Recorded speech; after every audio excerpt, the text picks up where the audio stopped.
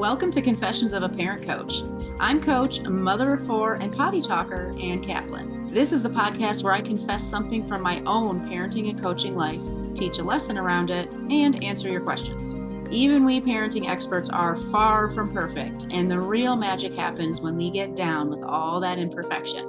We get into the gritty side of parenting here, so earbud up and dive in. Hello, everybody. What is up, podcast listeners? I am back for another episode of Confessions of a Parent Coach. Very excited to be here with you today. And for those of you watching the video version of this episode, have fun staring at the zit between my eyebrows for this entire recording. I do not know who designed the cruel tricks of the universe, but I think it's straight up bullshit that adults have to have acne. I do not think that that's fair. Adulting sucks already, plenty. Thank you very much. So, and also, by the way, in my case, never had a zit in my life until after I had my first kid. What the heck? Okay. So, yes. And then for all of you just listening to the podcast, just know, I want you to picture me. Just know that everything that you're hearing today is coming straight from a person who is dealing with adult acne. Not the best. I don't like it. I feel like I already have low self-esteem enough, thank you very much, without having blemishes all over my face. Oh my gosh. All right, let's get down to business here, people. Today's topic, which I'm actually really interested to see how y'all react to it, this big question is, am I hurting my kid? Which, by the way, I hear this question all of the time. I hear it from clients who are really concerned about their whatever mistake they're making or they think they're making. Is this hurting my kid? Or I also hear it asked in a different way where it's almost like they're in denial or they don't want to consider, or it's really weighing on them, but you can tell that they don't really want to go there and face it. So then the question is like, it's not really bad what I'm doing, right? Or this doesn't really hurt them if I do XYZ, right? Yeah. Let's talk about that today. And I will kick this conversation off with my own confession as always. And my confession for you is I have completely traumatized my children.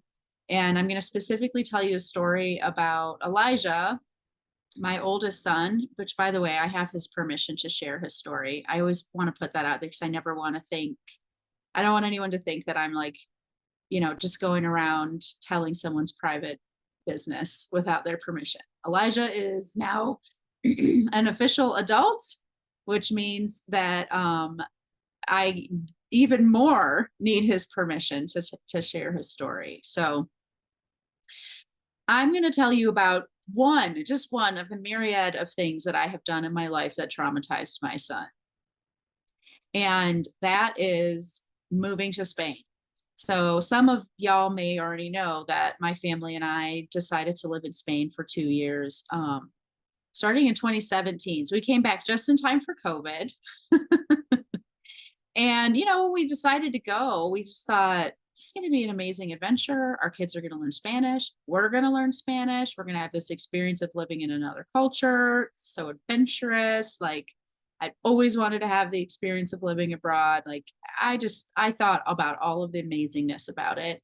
And I knew that it would be challenging, but I also had a ton of confidence that, kids are resilient. My kids will be fine. We'll be fine. It'll be hard, but it'll be like this really amazing, like kind of challenge that we go through and come out the other side, like better for it. Right. Well, that I think is probably true in a lot of ways for many of us, but in Elijah's case, he really struggled. When we moved to Spain, he was, I think, 12 years old. And because he's my oldest kiddo, I had never had a 12-year-old before. I had not navigated adolescence yet. And of course, I knew about adolescence. That's my job as a parent coach to be thinking about these things. But I really just knew about it kind of almost in an academic and anecdotal way. I knew about it academically because I had taught myself and studied and educated myself. And I knew about it anecdotally because I had helped other clients and parents go through various challenges with their kids. But I did not know my ass or my elbow in terms of the real down and dirty, boots on the ground experience of adolescence. And what I really discounted in my mind was how vitally important social connection and belonging would be to my 12-year-old. And of course, in retrospect, I can say, duh. But at the time, I just thought Elijah is like the most friendly, outgoing, social, gregarious kid. He's got a really awesome family that's super supportive of him. Like he can make friends with anyone, anywhere, at any time, which is all, by the way, absolutely true about Elijah. But you don't get to pick what happens to you when you go through puberty. And so, on top of all of these amazing things that we knew about Elijah, he really struggled. He really, really struggled with making friends. He struggled with just not knowing the language all the way and feeling like an outsider. And like all of these amazing kind of gregarious character traits that he had going in, he wound up almost like twisting them to make it so that he could kind of navigate the social world of teenagers in a foreign country, speaking a different language with a whole different culture and everything. So his gregarious nature, his like eager to pleaseness, his friendliness, and his ability to kind of connect and assess a social situation, they all wound up having like this sinister side where he just started lying and people pleasing and discounting his own needs and not communicating when he was unhappy. And you can imagine, pour a healthy dose of adolescent hormones on there. And it was a real, real big mess inside my son. And when we came back from Spain, he really struggled again. Like he wasn't like, okay, we're back, so now life is easy. No, his experience in Spain really messed with him. And he descended into a much darker place. And that whole topic is going to be discussed on a future podcast. So I'm not going to get too far into the weeds on it. But what's important to know is that by the time we realized like the level of support and everything that Elijah needed, and we started going through that stuff, like one of Elijah's biggest milestones was being able to confront me and say, what happened in Spain to me was not okay. And I am angry with you that you did that. And I was just a kid and it was too much for me. And you hurt me. Holy mackerel, y'all. Guess how good that felt to hear. Not good. And this is this kind of thing that we struggle with as parents. The very real, I wouldn't even say possibility, but like inevitability that the choices we make through no fault of our own, like I obviously did not know that what we were going to do in Spain was going to hurt Elijah the way that it did, totally unbeknownst to me. And this happens to all of us. These choices that we make as parents, we don't know that they can hurt our kids, or we might know that they could, but we don't know that they will. And sometimes that happens. And now we have this really messy quagmire of, well, quote unquote, it wasn't my fault. Like, I didn't know that was going to hurt you. Also, now I'm beating myself up as a parent because I have hurt my child, which is like the number one thing a parent's not supposed to do. It's supposed to be my number one mission in life, to protect and keep my kid safe and take care of him, not hurt him. Hello. And then also the very real need. And I think as children, we can think about how meaningful it is when we receive acknowledgement, especially from a parent, that a mistake has been made and harm was done, and et cetera, et cetera. So that's a very real need. And how do we navigate that? So when I get this question from clients, am I hurting my kids? There's a kind of like a handful of questions that I get from clients where the answer is yes. I don't want you to waste one more second wondering on this question. The answer is yes. The answer is what you wish it weren't. And there's future podcasts coming out for you that are about some of those other questions. But the one question we're talking about today is, am I hurting my kid? The answer is yes. Yes, you absolutely are hurting your kid. Because guess what? You are a human being and you're in a relationship with another human being, it is not possible to be in relationship with a human being and show up in absolute perfection. You are not meant, even in this amazing, divine, beautiful, sacred relationship that is a parent-child relationship, you are not meant to be divine. You are not meant to be unimpeachable. You are not meant to do it perfectly. That's not possible. And if you've listened to me for over the years for long enough, you've heard me say a million different ways. Like, I don't believe that the universe set us up to have to do something that's impossible. So if we've given ourselves an impossible task, it's because that wasn't our task. You've given yourself the impossible task of being unimpeachable and perfect as a parent with your child. You have given yourself the wrong task. That was never your task to begin with. It's impossible. So you absolutely are hurting your kiddo. You 100% are.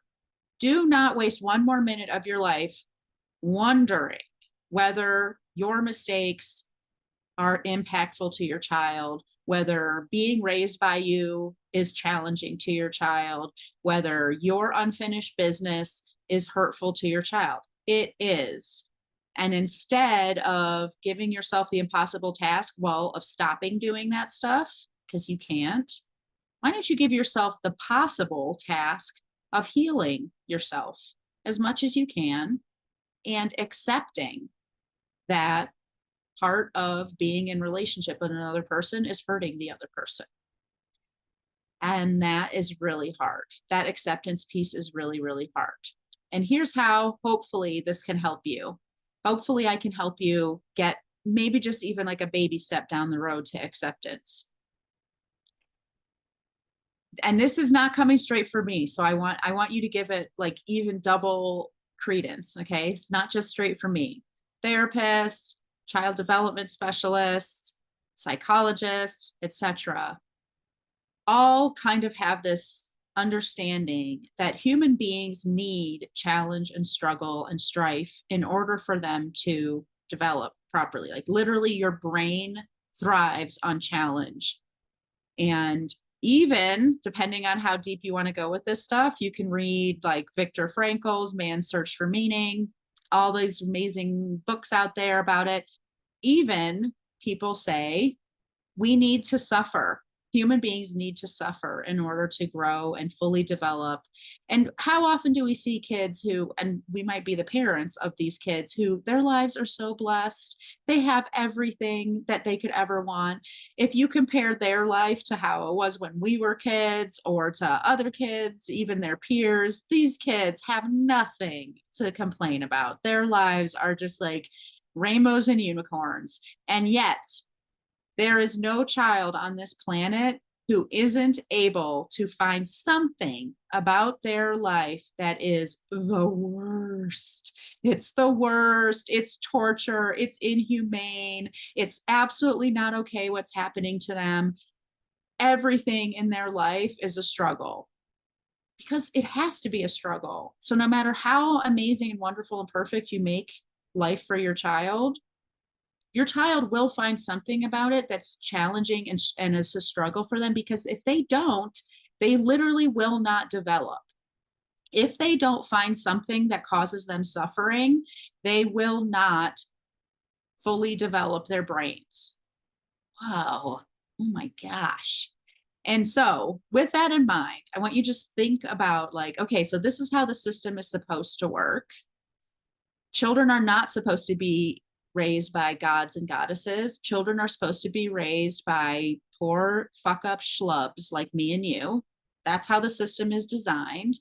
And there's wisdom in the system. So that must mean that being raised by a fuck up is like really important for some reason. And now we can see, okay, so this struggle, this suffering, this experience of being raised by me and all of my quote unquote flaws and foibles and pitfalls and the things that I don't do well as a parent, those are not they're not these things to lament in our children's childhood. That doesn't mean they don't impact them. They absolutely do. And it's supposed to be like that. Another way to say this, and this is something that I talk about a lot with a lot of my clients, but especially with my clients who are either going through or have gone through divorce or separation. Why? Because these parents are telling themselves that getting a divorce or being separated or their child being raised by a single parent or whatever is harmful to their child. And they come to me and say, I think that this is hurting my kid. And I say, with all the love and compassion in the world, you're right. It is. And guess what? If you had still been married, or maybe you never were married, if you had chosen to have a child with a partner or whatever, there'd be something else that was hurting your child. This happens to be the grab bag of suffering that your kiddo got. And it's not wrong. It's supposed to be like that. And when I have these conversations with parents, a lot of times people say, like, well, I'm really worried that I might be traumatizing my child. And I say, yeah, you probably are traumatizing your child. Now, I'm not talking about trauma with a capital T. I'm talking about little t trauma, meaning those moments that are super impactful and leave an indelible mark on us. And we are also able to process and integrate and rise above them. And guess what? Parents are their kids' first trauma, little t trauma. You are your kid's first trauma. There is no parent out there who's not leaving an indelible mark on their child. And there is no child out there who doesn't grow up with some really weird baggage from their childhood. I've never met any human without weird baggage. If you have, please write into me and tell me about it because I want to know. But yeah, you are. Are you hurting your kid? Uh-huh. Are you traumatizing your child? You bet your ass you are. So what do we do about that? Instead of trying to argue with reality and make that not true, what if instead we work on two things, acceptance and self-healing? Accepting the fact that your child is going to be raised by a fallible human, not the divine, amazing goddess that they deserve or God that they deserve. And then accepting that that is a fact. There's nothing you can do to stop it. You can't change it. You can't take it away from your child.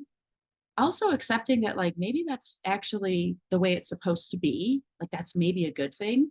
So hopefully that whole idea of like suffering and trauma as really important elements helpful in some way. And then the second piece is, so we work on acceptance and then we work on being the best we can instead of being the best. Instead of being perfect, what if we worked on healing? So if you can identify, like, okay, these I know are the things about me that they are like hurting my kiddo, or these are the challenges of being raised by me. Maybe it's I lose my temper all the time. Maybe it's I'm really disorganized, or I really stink at time management. Maybe it's we struggle with money. I have like a scarcity challenge, or I'm always having money troubles. Whatever it is, okay. Instead of beating yourself up and doing that whole cycle that we as parents do all the time, like, be better. Okay, today's the day. I'm going to make $1 million. I'm not going to scream and we're going to be on time to every single thing, right? Bullshit. Okay, that's not going to happen. And now you're just going to, instead of just being late, you're going to be late and it's stuck in like a shame rampage. That's not helpful to your kid. But what you can do is say, okay, I'm going to do my best and I'm going to accept. Here comes that acceptance thing. I'm not only going to accept the fact that I, am imperfect, and that means that I'm going to have negative impact on my kids. I'm not only going to accept that, like, that's actually what's supposed to be. I'm going to accept the things about me that aren't perfect. I'm going to do my best and give myself the TLC that I need to be my best. And hopefully that sort of that bar continues to level up as I heal and all of that stuff. Great. And also, like, I might not ever be the best at time management, or I might not ever be the best at money management, or I might not ever be the best at managing my temper. And that's okay. I'm going to do my best instead. And that's enough. It's good for my kid. Good to have my unconditional love. Good to have my unconditional self-acceptance, because kids learn through modeling. Good that my kid has a healthy, connected relationship with me as much as I possibly can give them.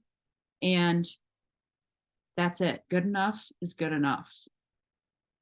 So think about that today. Think about what you are beating yourself up for, maybe hurting your kid around. And also, by the way, you don't have to do this healing piece or this acceptance piece on your own. In fact, I have yet to meet someone who does do this stuff on their own successfully. I sure as shit haven't. The only reason why I have gotten where I am in my parenting, in my business, in my coaching, is because I have always reached out for help and support to people who are wiser and more regulated than I am, and who can teach me their ways, right? So if you feel like, okay, I really do need to get my anger under control, or I really do need to figure out how to manage this family a little bit better, reach out. That's my job. My job is not to just sit and ramble in a podcast. My job is to be here to help my clients up level the energy, the behavior, and the relationships in their families. And we do that through all of the stuff that we've talked about today: managing your emotions, literally managing your time and your family, learning new skills to respond to behavior, all of those things. And it is not fair for us to expect ourselves to figure that stuff out alone. So reach out. You all know that there's a link in the show notes to set up a consultation with me. It's free. I can't imagine why you wouldn't want to do it. And I want to close today's episode with a question from the listeners, just like we have been. And this question, once again, comes from an anonymous listener. So if you want me to answer your question and keep your name private, no worries. Just let me know that you want to be anonymous, and your secret is safe with me. And your question will be super helpful, not just to you to get the answer from me, but also to all other listeners. So come on now. So this listener, I'm going to paraphrase because she wrote a really long, thing, but the thing that really stuck out to me and why I chose this question for today is she started her question by saying, "Are my feelings valid?" And then she's told this story about, her husband has this really great group of friends, and all of the wives and partners and stuff in the group of friends have, for the most part, been pretty inclusive with this person. But there's this one mom who really hasn't reached out. This listener has asked a few times, let's get together. Are you around? With like no success and no response or whatever. And she's starting to have her feelings hurt. And so, her question was, am I crazy? But it just feels like this person's not really welcoming, etc. So the first question I'm going to answer is, are my feelings valid? Hell yeah. You know why? Because feelings are always valid. We do not need to justify or validate or explain or prove our feelings right to exist. If you have a feeling, that's just how you feel. So your feelings are always valid. This is one reason why it's so helpful as a parent to validate our kids' emotions. Really, really huge. It's probably like the number one parenting tool out there.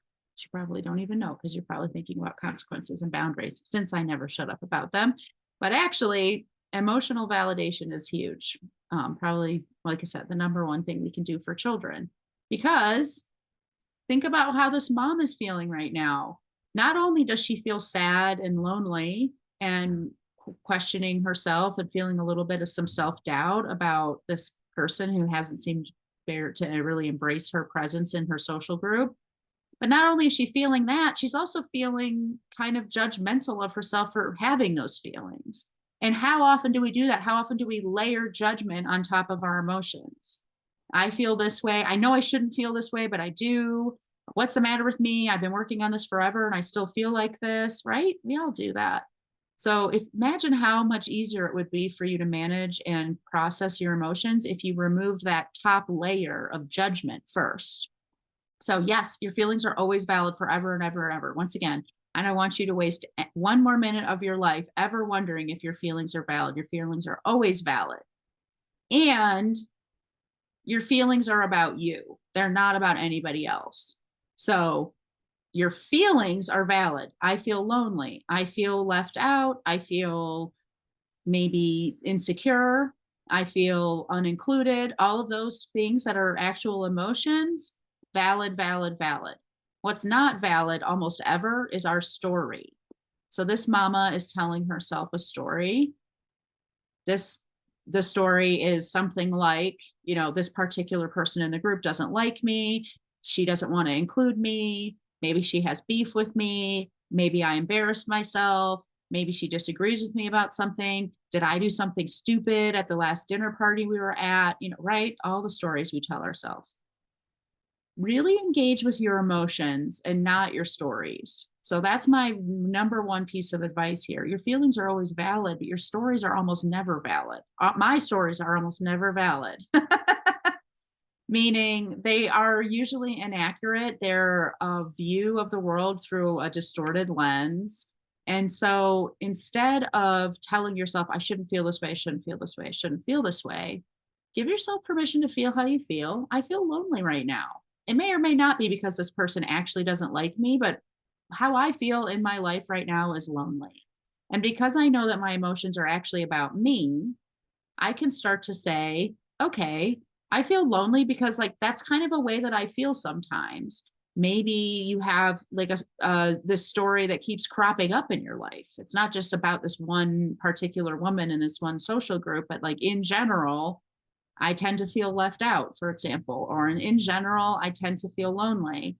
Oh my gosh, now this whole exercise ceases to become about whether or not this girl is being rude to you and maybe she should call you back and all that stuff. It's not about her at all.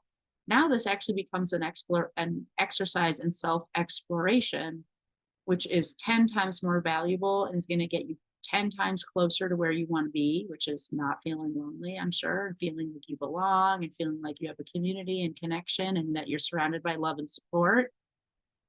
Well, those feelings, it's always an inside job. So are your feelings valid? Heck yeah. And your feelings are about you. So just leave the story and get curious about the emotion, and you're going to discover something really profound that helps you actually move forward for real instead of just perseverating on or ruminating on whether this woman likes you or not, or whether she's being rude or not, which by the way, she is.